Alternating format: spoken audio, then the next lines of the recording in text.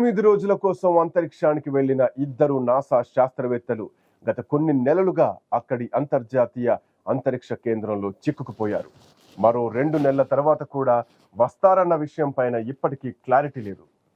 అక్కడ ఇదివరకే ఉన్న ఆస్ట్రోనాట్స్ వస్తూ పోతూనే ఉన్న ఈ చిక్కుకుపోయిన సునీత విలియమ్స్, బేరీ విల్మోరేలను మాత్రం భూమికి తీసుకురావడంలో నాసా ఆపసోపాలు పడుతుంది. చివరకు అమెరికాకు చెందినటువంటి ప్రైవేట్ అంతరిక్ష సంస్థ స్పేస్ ఎక్స్ సహకారంతో వచ్చే ఫిబ్రవరి నెలలో భూమికి తీసుకువచ్చే అవకాశం గురించి ప్రస్తుతానికి మల్ల గుల్లాలు పడుతోంది నాసా.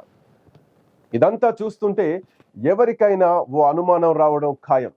నాసా సాధించిన ఇన్నేళ్ల ప్రగతి ఇంతేనా అని, ఆ పాత ఘనతలన్నీ ఉత్తుత్తి గప్పాలేనా అన్న అనుమానం సామాన్యుడికి తప్పకొస్తుంది. 70లోనే చంద్రుడిపై అమెరికా ఆస్ట్రోనాట్స్ కాలు మోపిన విషయంపై మరోసారి అనుమానాలు కనిపిస్తున్నాయి. కేవలం ISS లో చిక్కుకుపోయిన వారిని తీసుకురాలేని నిస్సహాయ స్థితిని చూస్తే అగ్రరాజ్యం అమెరికా అంతరిక్షం గురించిన ప్రగతి ఇప్పుడు ఫేక్ స్టోరీయేనా అన్న అనుమానాలు కలుగుతున్నాయి. ఇంటర్నేషనల్ స్పేస్ స్టేషన్ ISS లో ఇరుక్కుపోయిన ఆ ఇద్దరు కాస్మోనాట్లను భూమి మీదికి తీసుకురావడానికి అమెరికా ఇంతగా కింద మీద పడుతుండడం ఆశ్చర్యం కలిగిస్తోంది. వాళ్ళను ఎలాగోలా వెనక్కి తేవడంలో చేతులెత్తేసి సాయం కోసం బేలగా ఎలాన్ మస్క్ వైపు చూడడం ముక్కు మీద వేలేసుకునేలా చేస్తోంది. చివరికి అమెరికా తన ప్రత్యర్థి అయిన రష్యాకు చెందిన స్పేస్ ఏజెన్సీ రాస్కాస్మోస్ ని కూడా వీరిని భూమికి తీసుకురావడంపై సంప్రదించడం చూస్తుంటే ఏదో జరుగుతోందనే అనుమానాలు కలుగుతున్నాయి. మొన్నటికి మొన్న నాసా రష్యాకు చెందిన కాస్మోనాట్ అలెగ్జాండర్ వ్లాడిమిరోవిచ్ గర్భనోవ్ సాయం ఆర్థించింది. ఇదంతా చూస్తుంటే ఆస్ట్రోనాట్స్ సునీత విలియమ్స్, బేరీ విల్మోరాలను వెనక్కి తేవడంలో ఎదురైనటువంటి వైఫల్యాన్ని బయటపెట్టింది. రాకెట్ సైన్స్ లో రాటుదేలామని విర్రవీగి అగ్రరాజ్యం గర్వమణిగేలా చేసింది.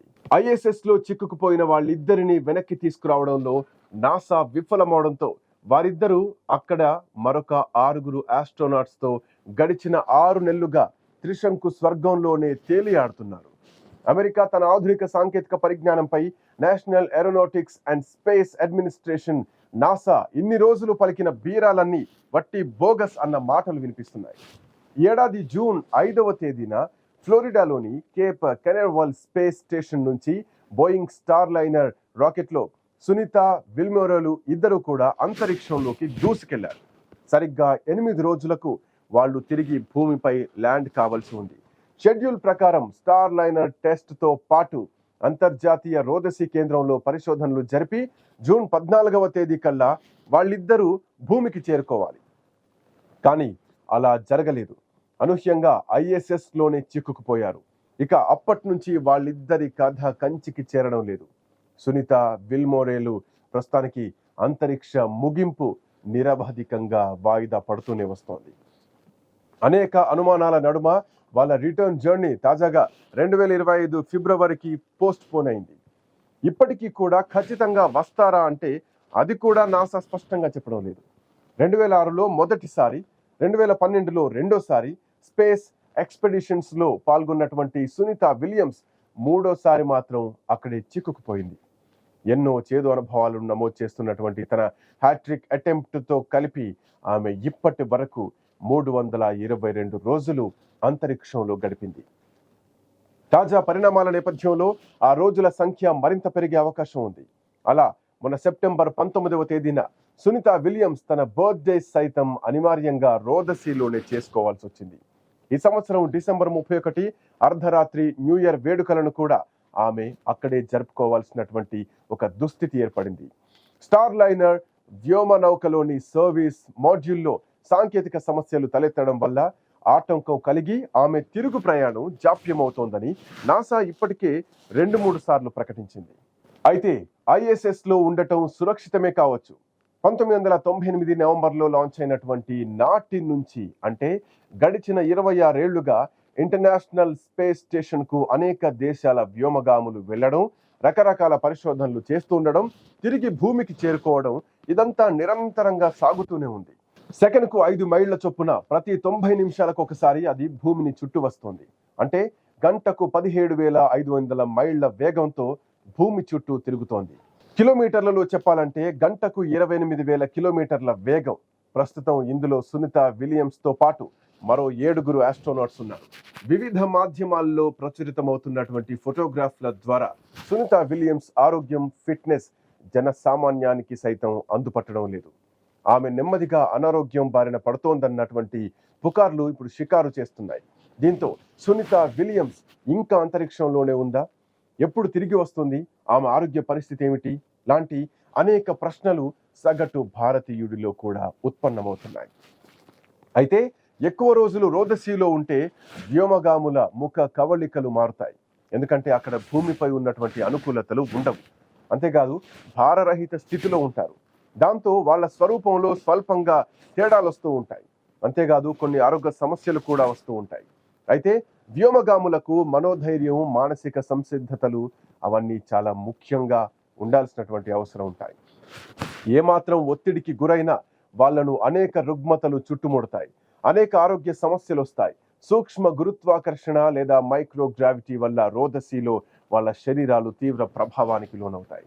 బరువు తగ్గి బక్కచిక్కిపోవడం, బాడీ మజిల్స్ కరిగిపోవడం, ఎముకలు అరిగిపోవడం, తొడలు సాగడం ఇలాంటివన్నీ జరుగుతూ ఉంటాయి.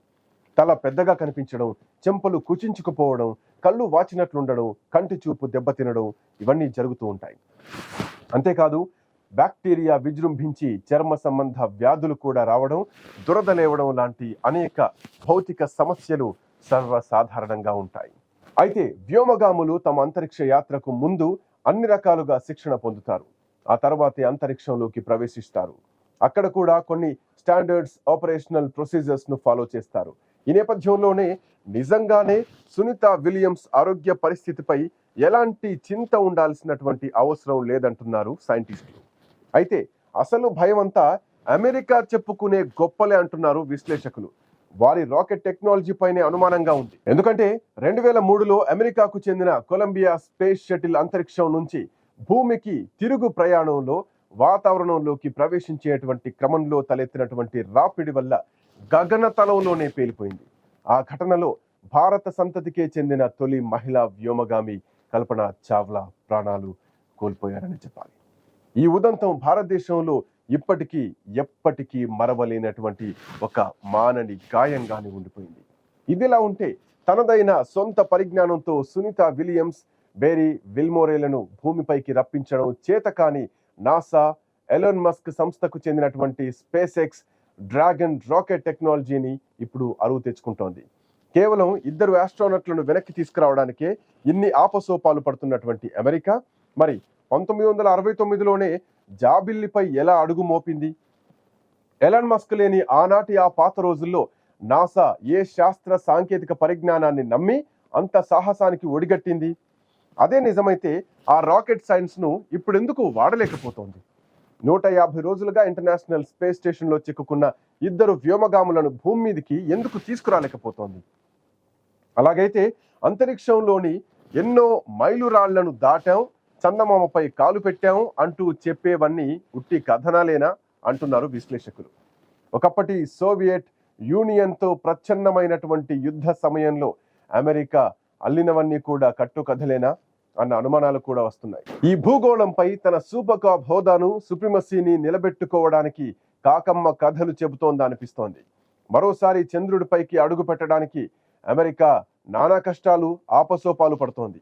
ఇవన్నీ చూస్తుంటే అమెరికా అంతరిక్ష సంస్థ నాసాపై అనుమానాలు సహజంగానే వ్యక్తమవుతున్నాయి.